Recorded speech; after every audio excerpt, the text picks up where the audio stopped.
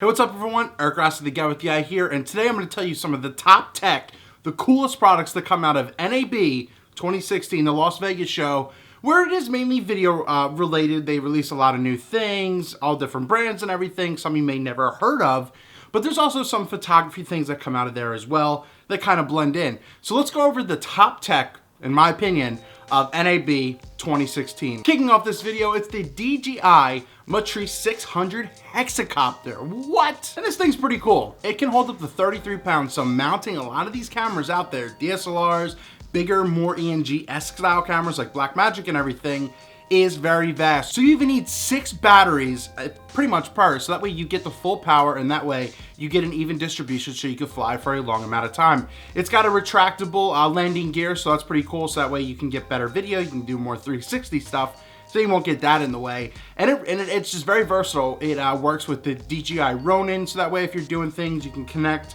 and control it that way with like wireless thumb integration and everything. You get a lot of versatility with this big thing. Once again, you're spending a pretty penny on it, so you get what you pay for. I think one of the popular audio pieces that came out of NAB was the Sennheiser MKE 440 dual shotgun microphone. It looks crazy. But for about 350 bucks, this can pretty much run on any camera as well. Once again, it kind of has that steel coated mesh windscreen cover, so it looks very professional. The build quality looks amazing. It runs on 2 AAA batteries, so I wish that capacity was a little bit better, but I'm sure you're gonna get a lot of time out of that. But it is 2 shotgun super cardioid-esque pattern that runs out of it. And once again, it's gonna run you about $350. I wanna go back and touch upon another DJI product, and it's their DJI Ronin MX3. And this is really cool because it's got 3-axis stabilization built in. It can hold up to 10 pounds and it's only gonna run you just a little under $2,000, especially if you're into a lot of video cinematic production. So you get a lot of great out of that. It's got magnesium alloy, as I said, it holds about 10 pounds. So you can use a lot of the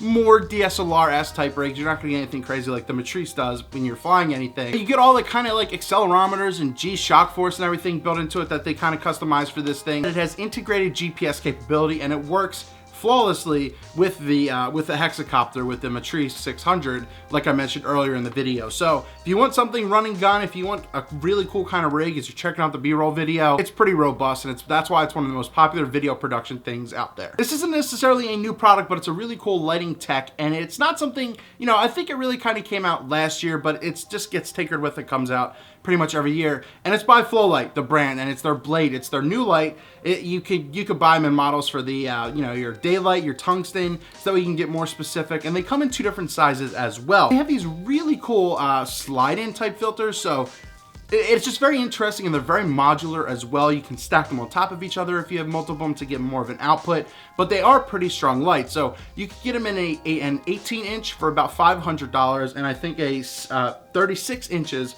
for around $800. So if you want good lighting, Flowlight has a lot of great stuff. If you're not trying to go as high as maybe Kino Flows, but maybe if you're approaching that $800,000 mark, that might be a goal for you. But for an 18-inch and you get a lot of decent light, it's not a lot of money. And I guess I gotta bring it up as well, and it is the new 2016 version of the 12-inch Apple MacBook. I gotta bring it up because they released this new series last year and people went crazy, and there's a lot of criticism because it was extremely different. It wasn't a Air, it wasn't a MacBook Pro, it was just a very thin keyboard. It had a Force Touch trackpad, these very level butterfly keys that are very hard to get used to. I tried it, I couldn't do it, and that's why I actually bought one or returned one rather quickly last year. And the screen, it looks beautiful. It's Retina though, but it was just a very interesting design. And the only thing really new this year, besides adding a new color, so you have your gold, silver, your space gray, and also you now have your rose gold, but it's really kind of what comes inside. And once again, a lot of the stuff is similar, but you could get it from price ranges starting at about $1299.99 to all around almost $1,800, and it all matters what you inside. You can go from the base model, I think it's you actually are going up to now 256 to like 512, so that's where you can also see your price range and disparity as well. So keep that in mind. You're gonna also have your processors and everything. You get 1.1 gigahertz all the way up to 1.3, and they get turbo boosted depending on what you're doing. These have integrated 8 gigabyte RAM technology.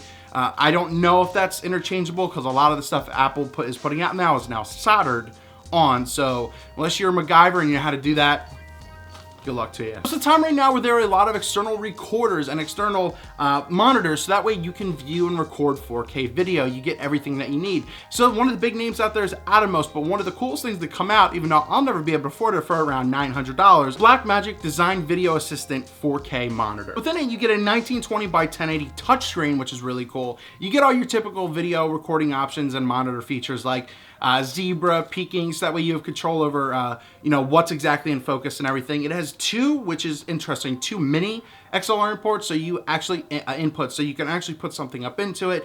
I guess for that price range, I was hoping that they'd be more XLR, but that's probably maybe around a $2,000 option. But it can record up to 4K video at 30 frames per second. It actually uses the Canon LPE6 batteries, so that's interesting. So these are very affordable. If you're a Canon user, you're in luck with these. It also can record in Apple ProRes, so if you're on Final Cut, you can natively record this, or DNX HD if you're into that as well. It takes dual SD cards, which is pretty different from a lot of things out there that only have one integrated slot for whatever it is. But it's interesting that it's SD and that they didn't really go with the faster, maybe XQD option that a lot of things are really starting to implement and use. This definitely isn't the newest thing, but they really started pushing it now. And the last two products I'm gonna mention are from Zeiss, and it's the Zeiss Milvus 21mm all manual f2.8. Zeiss makes some great stuff, obviously, and this comes in about $1,830 or something. So it is available on B&H or any of your photo stores out there. So go check that out as well. It comes in an F mount, so you get your Nikon and your Canon mount. It's definitely not available for Sony yet, or I didn't see, at least on the website. You get 4 dispersion elements, so you're gonna get a pretty sharp image depending on what it is.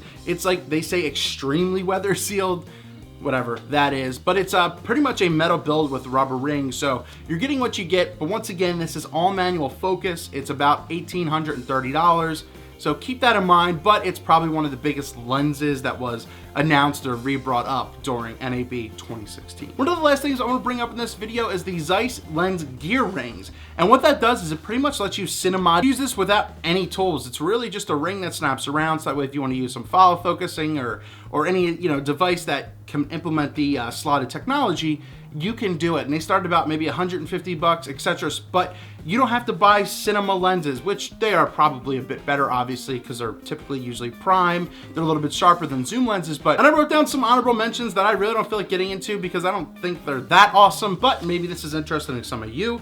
The Lytro Cinema 755 megapixel cinema Hollywood camera, awesome, cool. Then they had the Sphere Cam 4K video 360 cam. Cool. It's just gonna look like a lot of other stuff like the Kodak 360 one. The Atomos Inferior 4K monitor, which is pretty interesting, but it's just way out of a lot of people's price ranges. And the GoPro Omni, which has basically a sphere as well. It uses 6 GoPros that you could do 360 video with that as well. That was some of the top tech of NAB 2016. Let me know down in the comments below, what was some things maybe you expected more to come out of NAB, because nothing really came from Nikon. Canon really had just updates to their current cinema cameras with like an XC10 4K something or other.